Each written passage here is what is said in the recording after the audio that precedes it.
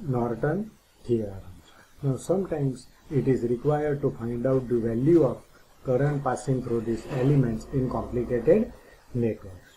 So already we have seen that the Thevenin's theorem, which is used to find out the current passing through these elements in the complicated network. So here also the Norton theorem is also used to find out the current passing through these elements or the voltage drops in the elements without analysis of whole circuit, and we can easily find out the current passing through these elements or the voltage drop occurs across in the elements which are connected in the network.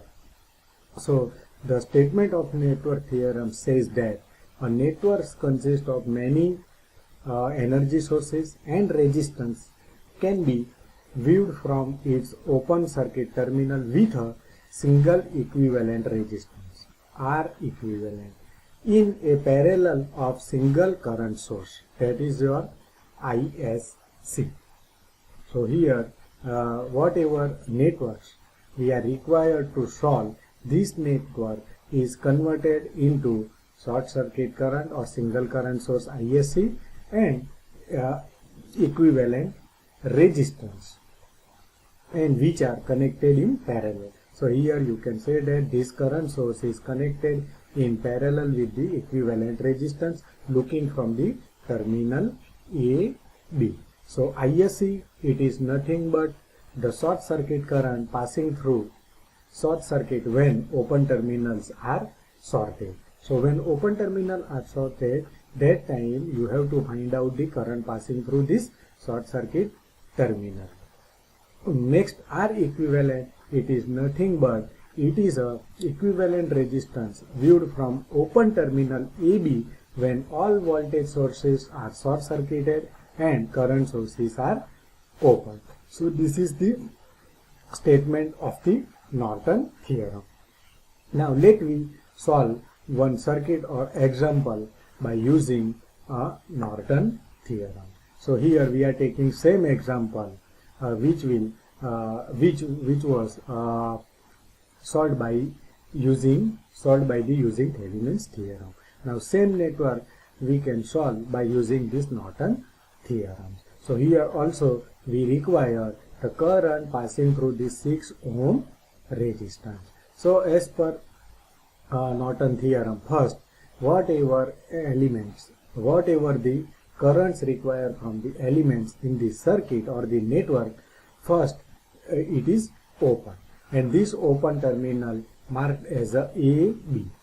So here in this case we require the current passing through this 6 ohm resistance. First it is removed from the circuits and its open terminal marked as a AB as shown in figure. Now what is the second step? First we have to find out the short circuit current.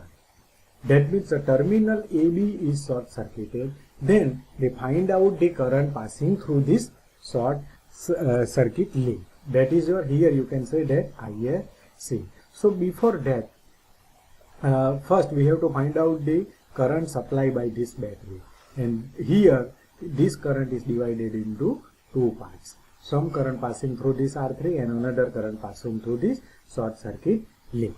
So it is most important. So first we have to find out the current provided by this battery bar bar 1. So here you can see solve this network R4 and R3, they are in parallel because it is short circuited. That means this R4 and R3, they are in parallel. So we can find out its equivalent value. R3 dash is equal to R3 into R4 divided by R3 plus R4. Just put the value of this resistance 4 into 2 divided by 4 plus 2. So that means 8 by 6. So 1.33 ohm, which is the equivalent value of this resistance R3 and R4, which are connected in parallel. So here we can replace this network by putting R3 dash in this circuit. So here you can say that this R1, R2 and R3, they are in series. So if we want to find out the current passing provided by this battery, I is equal to V upon R1 plus R2 plus R3 dash. So for that we will find out from this we will find out the value of the current I which is provided by the battery. So it is a 2.25 ampere. So our actual, so this 2.225 ampere is flowing through this R1 resistance, but it is divided into two parts. Some current passing through this R3 and remaining current passing through this short circuit link. So we want to find out this value of this current short circuit current ISC. So already I told you that whatever current you have to require to find out, just put the hand on it. So here first we will find out the value of R3, that means ISC. So here we are putting this on this resistance. So we can write ISC is equal to I into R3 divided by R3 plus R4. So we from that we will get 1.5 ampere current passing through this short circuit link. So ISC already we have found. Now step third, how to find out the equivalent resistance. Equivalent resistance. Here, so already I told you that whatever your voltage source are available, it can be short circuited.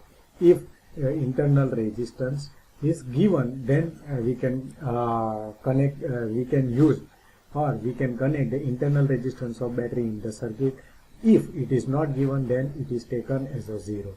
So here voltage source is short circuited, and find out its equivalent resistance, the value of equivalent resistance looking from terminal A and B. So now we will start to solve the network from this side. So R1 and R2, they are in series. So its equivalent resistance R12 is equal to R1 plus R2. 1 plus 3 is equal to 4 ohm. Now this 4 ohm resistance is connected in parallel with this resistance R3. So its equivalent resistance R3 dash is equal to R3 into R12 divided by R3 plus R12. So here 4 into 4 divided by 4 plus 4, that is your 2 ohm. Now this 2 ohm resistance is connected in series with this resistance R4. So the total equivalent resistance is equal to R3 dash plus R4. 2 plus 2, 4 ohm. So from that we can find out the R equivalence looking from the open terminal A and B. Now just draw the equivalent network. So already I told you one short circuited current source is connected in parallel with the equivalent resistance looking from the open terminal. So here ISC is equal to 1.5 ampere, which is connected in parallel with R equivalent resistance 4 ohm. Now to find out the current passing through this 6 ohm, it is connected across this AB terminal. So here the 1.5 current is available at here. Now it is divided into two parts. So by applying the current dividing rule, we can find out the current passing through this 6 ohm resistance. So I is equal to ISC, put hand on this resistance, remaining is R equivalent divided by R equivalent plus R5. Put the value of ISC, R equivalent in this equation. So 1.5 into 4 divided by 4 plus 6, that is the 0.6 ampere. So 0.6 ampere current is passing through the 6 ohm resistance.